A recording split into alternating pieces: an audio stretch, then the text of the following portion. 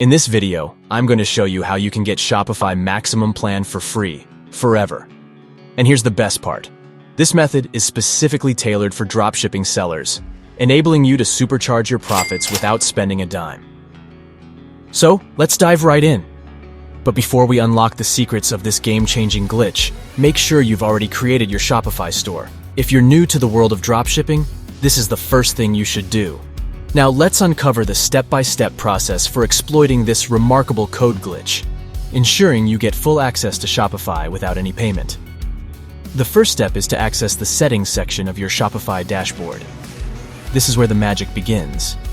Now locate the billing or payment options. Keep in mind, this is the key to unlocking the glitch. Now press F12 on your keyboard to open the developer tools, granting us access to Shopify's underlying code. Within the Developer Tools, go to the Network tab and locate the section that relates to billing or payments. Find a particular code element called billing value or something similar. This is the key to bypassing the payment requirement.